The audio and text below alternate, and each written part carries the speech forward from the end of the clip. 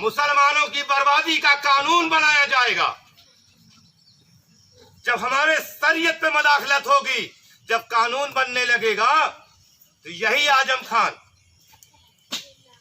खान जैसे सैकड़ों लीडर, ऐसा नहीं है कि इनका देश की पार्लियामेंट में इनकी मौजूदगी नहीं है।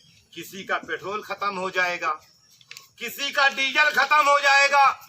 जो थोड़े बहुत बचे हुए हैं वो ये बताएंगे कि भाई हमारी पार्टी से इजाजत नहीं मिला है। जब जान का खतरा हो तो खैरात देकर जान की हिफाजत करो, लेकिन जब दीन का खतरा हो तो जान देकर दीन की हिफाजत करो।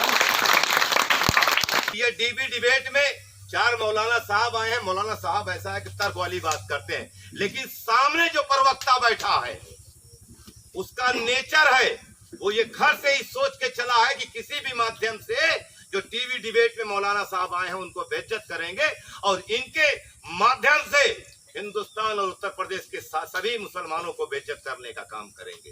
तो मेरे भाई, मैं जो हमारे बड़े बड़े मुस्लिम स्कॉलर हैं, जो इस्लाम के जानकार हैं, जो टीवी डिबेट में जाकर बेइज्जती कराने का काम करते हैं, मैं मंच के माध्यम से बताना चाहता हूं कि मेरे भाई इस टीवी डिबेट में जाना बंद करें, और जा भी रहे हैं तो मजलिस इत्तेहादुल मुस्लिमीन के जैसे हमारे असीम वकार साहब हैं, जैसे अजमल खान साहब हैं, इस तरीके से अगर जवाब कोई देने वाला है तो वो मजलिस इत्तेहादुल मुस्लिमीन है।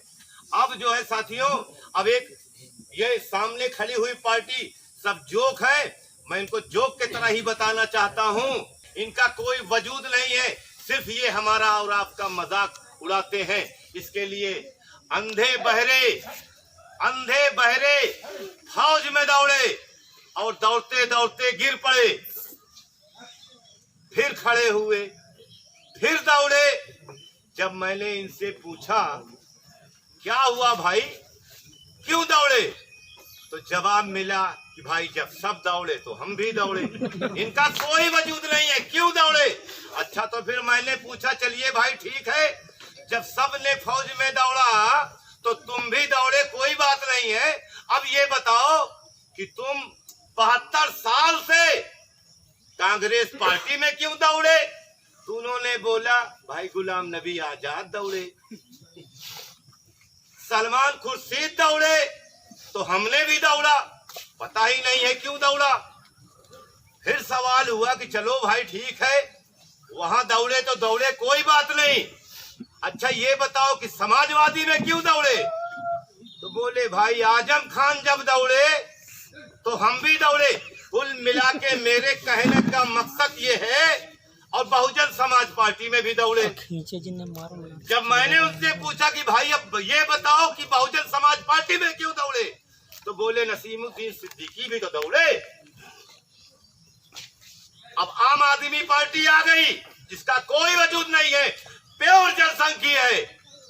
अब जब मैं मुसलमानों से पूछता हूं कि चलो भाई सब में दौड़े, ठीक किया दौड़े, लेकिन ये आम आदमी पार्टी में क्यों दौड़े, बोले भाई अमानतुल्लाह 2-3 मुसलमान मौलाना साहब उसमें भी दौड़े तो हम दौड़े।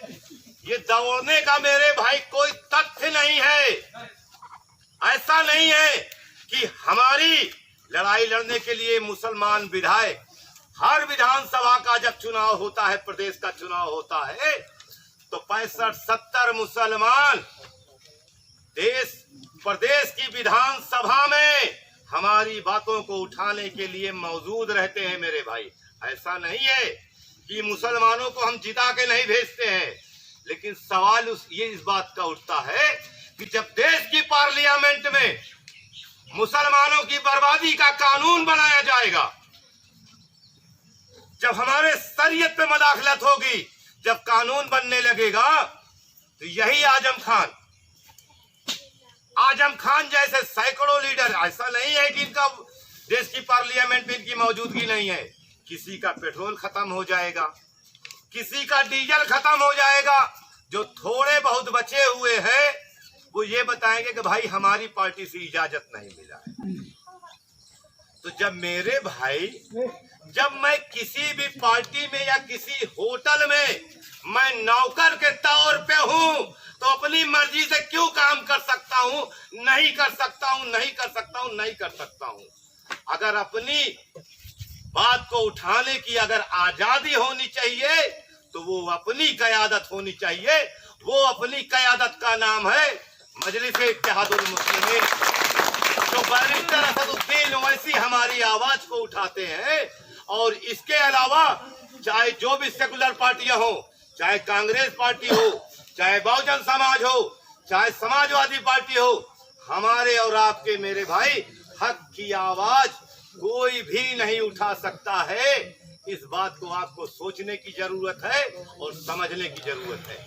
रहा सवाल कि आज तक जब हम सब समाजवादी पार्टी और बहुजन समाज कांग्रेस को वोट देते चले आए, मेरे साथियों दोस्तों, जो हमारे ऊपर जो जुल्म का पैमाना होता है, जो जुल्म करने का एक दायरा होता है, वो दायरा मेरे भाई क्रॉस कर चुका है।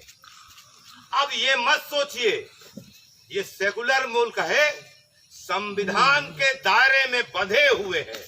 इनकी अगर मर्जी हो तो हमें जड़ से खत्म करने की कोशिश करेंगे। लेकिन जो जुल्म करने का एक इतिहास होता है, जो जुल्म करने का एक दायरा होता है, मेरे भाई वो क्रॉस हो चुका है। आप समझिए, हम कोई बातें बोलते हैं तो संकोच करते हैं कि हमारा हिंदू भाई सुन न ले, उसको बुरा न लग जाए। हम कुछ खाते पीते भी हैं तो बता देते हैं कि नहीं भाई आप ब्राह्मण हो, आपके लिए हम पूरी सब्जी हलवा का इंतजाम करेंगे, आप तब आइएगा। हम इतना लिहाज करते हैं। लेकिन ये सोशल मीडिया पे ये जनसंघ के लोग, ये आरएसएस के लोग ये डायरेक्ट लिखते हैं कि मुसलमानों से सब्जी खरीदना बंद करो। यहां तक ये भी हुआ कि कोई गरीब मुसलमान, जब लॉकडाउन लगा था, कोई गरीब मुसलमान जब 500 रुपए की सब्जी लेके घर से निकलता था तो उसके बच्चे ये एहसास करते थे कि हमारे अब्बा हुजूर जा रहे हैं, 500 की सब्जी बेचेंगे, 10, 20, 100, 50 रुपए कमाएंगे तो हमारे घर का चूल्हा जलेगा। लेकिन वो मुसलमान जब 500 रुपए की सब्जी लेके मार्केट में निकलता है तो उसे लाठियों से पीटा जाता है। इस बात को सोचने की जरूरत है। अभी कानपुर का मामला है, कानपुर में दो समुदाय नहीं, कुछ औरतों में आपस का झगड़ा होता है। उस आपस के झगड़े को लेकर बजरंग दल और तमाम हिंदू वाहिनी के संगठन के लोग इकट्ठा होते हैं और एक दाढ़ी वाले मुसलमान को पकड़ लेते हैं। मेरे भाई पकड़ते हैं और बुरी तरीके से पीटते हैं। चलो ठीक है, उसका तो निपटारा हम कर लेंगे। लेकिन मेरे भाई अफसोस इस बात का है कि उस दाढ़ी वाले नौजवान की एक छोटी बेटी जिसकी 5-7 साल उम्र है, 8 साल उम्र है, वो कमर से लिपट कर रो रही है, चिल्ला रही है और बता रही कि हमारे अब्बू को छोड़ दो। उसके बावजूद भी जय श्री राम का नारा लगा रहे हैं और पीट रहे हैं। इसलिए मेरे भाई इन हरामखोरों से हमदर्दी की उम्मीद आप लोग छोड़ दीजिए।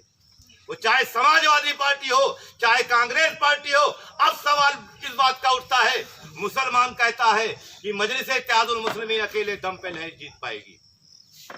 मैं आपको इस मंच के माध्यम से वादा करके जाता हूं, जिसको आना होगा, जिस समाज को आना होगा, दलितों के ऊपर जो जुल्म हुआ है, 1000 साल पहले जो जुल्म हुआ है, अगर उनको हमारे साथ आने की ये सोच रहे हैं, आए। मजलिस-ए-इत्तेहादुल मुस्लिमीन उनका स्वागत करेगी। और नहीं भी आना चाहते हैं तो मजलिस-ए-इत्तेहादुल मुस्लिमीन किसी की पार्टी का गठबंधन का मोहताज नहीं है। मजलिस-ए-इत्तेहादुल मुस्लिमीन अकेले दम पे चुनाव लड़ेगी। और अकेले दम पे चुनाव लड़ने का मतलब सिर्फ ये है कि अगर आप सभी के सभी दोस्त, साथी, बुजुर्ग हमारे अगर एक मंच पे आ जाते हैं, मजलिस-ए-इत्तेहादुल मुस्लिमीन के बैनर के नीचे आ जाते हैं, तो इंशाअल्लाह मैं दावे के साथ कह रहा हूं कि रानीगंज, विश्वनाथगंज, ये दोनों विधानसभा सीट मजलिस-ए-इत्तेहादुल मुस्लिमीन जिताने की ताकत रखती है और दावा करती है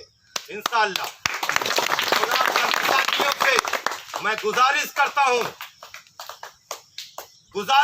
हूं, बड़े अदबन गुजारिश करता हूं कि आप सभी लोग कूड़ा गली लगाने की कोशिश मत करिए। मजलिस-ए-इत्तेहादुल मुस्लिमीन के झंडे के नीचे आइए। मैं आपसे वादा करता हूं कि रानीगंज और विश्वनाथगंज की ही बात मैं नहीं कर रहा हूं, उत्तर प्रदेश में लगभग 140 सीटें ऐसी हैं जिसको मजलिस इत्तेहादुल मुस्लिमीन जीतने का दावा करती है। इसी बात से दोस्तों एक शायर से मैं अपनी बात को खत्म करता हूं। जब जान का खतरा हो तो खैरात देकर जान की हिफाजत करो, लेकिन जब दीन का खतरा हो तो जान देकर दीन की हिफाजत करो।